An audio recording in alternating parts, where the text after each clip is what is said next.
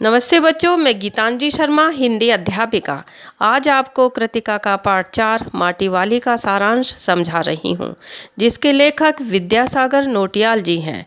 इस कहानी को लेखक ने बड़े ही मर्मस्पर्शी ढंग से चित्रित किया है।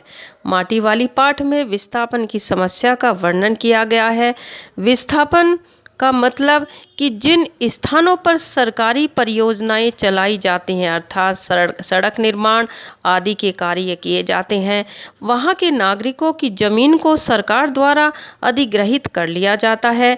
इसके बदले में उन्हें दूसरी जगह स्थान दे दिया जाता है। पाठ का सारांश इस प्रकार है। टिहरी शहर में एक बूढ़ी महिला थी जिसे लोग माटी वाली कहते थे। वह घर घर जाकर लाल मिट्टी पहुंचाने का कार्य करती थी।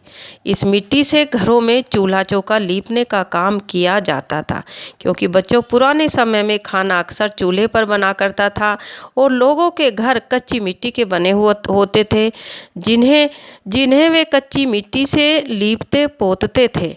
इसकी ज़रूरत प्रत्येक घर में थी। माटी वाली घर से दूर जाकर माटा खान से मिट्टी खोदती और उसे अपने कनस्तर में भरती और घर घर जाकर उस मिट्टी को बेचा करती थी। यही उसकी आजीविका का साधन था, क्योंकि वह बहुत गरीब महिला थी। वह हंसमुख थी, इसलिए लोग उससे खुश भी रहा करते थे। माटी वाली का पति बूढ़ा अशक्त था। अशक्त मीन्स कमज़ोर था। वह हमेशा बीमार रहता था। माटी वाली जिन घरों में मिट्टी देती थी, उन घरों की महिलाएं उसकी हालत पर तरस खाकर कभी कभार उसे चाय और रोटी दे दिया करती थी। इनमें से एक दो रोटी वह खुद खा लिया करती थी और बाकी बचाकर अपने बूढ़े पति को घर ले जाती थी।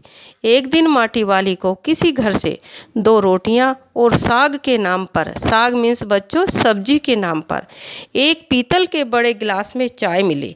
उसने एक रोटी को कपड़े में लपेटा और दूसरी खुद चाय के साथ खाने लगी। माटी वाली ने घर की मालकिन से पीतल के गिलास को देखकर कहा कि पुरानी चीज़ें आजकल बहुत कम लोगों के पास हैं। इस पर मालकिन ने कहा कि ये पुरखों की जुटाई हुई चीज़ें हैं। पुरखे मीन्स पूर्वज, अपने घर के बड़े बूढ़े, जिन्हें पूर्वजों ने पता नहीं किस किस तरह से पैसे बचाकर खरीदे थे। अब लोग इन सामानों की कद्र नहीं करते, उनका सम्मान नहीं करते। इधर शहर में कुछ समय से चर्चा थी कि सरकार शहर को खाली कराना चाहती है। लोग शहर छोड़कर जाने की तैयारी में थे। माटी वाली की समस्या थी कि वह इस उम्र में शहर छोड़कर कहाँ जाएगी, क्योंकि जो ज़मीन जायदाद वाले, संपत्ति वाले लोग हैं, वे तो अपनी संपत्ति के सहारे कहीं भी अपना ठिकाना जमा सकते हैं। लेकिन जो बहुत गरीब लोग हैं, जिनके पास अपनी कोई संपत्ति नहीं, कोई पैसा नहीं, कोई घर नहीं, उनके तरफ तो कोई देखने वाला भी नहीं है।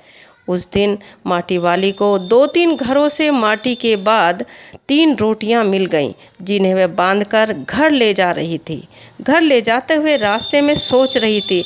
आज वह कुछ संतुष्ट थी, क्योंकि उसके मन में आ रहा था कि आज वह 1 पाव प्याज खरीद कर घर ले जाएगी और उन प्याज को कूटकर अपने बूढ़े पति को रोटी के साथ खिलाएगी।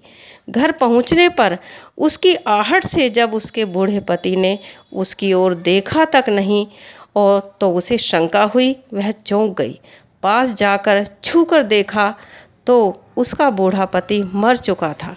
टिहरी बांध के कारण विस्थापित होने वाले लोगों के साथ वह भी पुनर्वास अधिकारी के पास पहुंची।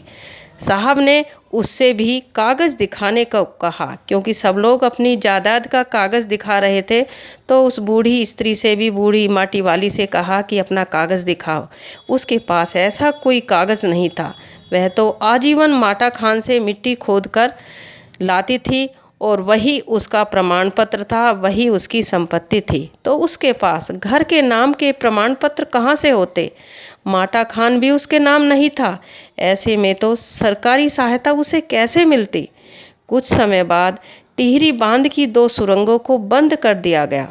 टिहरी शहर में पानी भरने लगा और पूरे शहर में भगदड़ मच गई। लोग अपने अपने घर छोड़कर भाग रहे थे।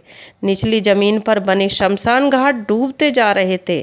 तो मानसिक रूप से विक्षिप्त सी होकर, पागल सी होकर माटी वाली आने जाने वाले हर व्यक्ति से यही कहे जा रही थी कि गरीब आदमी का शमशान नहीं उजड़ना चाहिए, क्योंकि उनके अनुसार तो गरीब आदमी का पूरा जीवन ही शमशान होता है, क्योंकि वह हर पल मरते मरते जीता है। तो बच्चों, मैंने इस पाठ का सारांश आपको वीडियो के माध्यम से समझा दिया है। मुझे आशा है कि आप इस पाठ के सार को समझेंगे और ग्रहण करेंगे, इसके अर्थ को समझेंगे। अब इसके PDF के माध्यम से ये प्रश्न उत्तर भेजे जाएंगे, जिन्हें आप अपनी उत्तर पुस्तिका में लिखेंगे। धन्यवाद।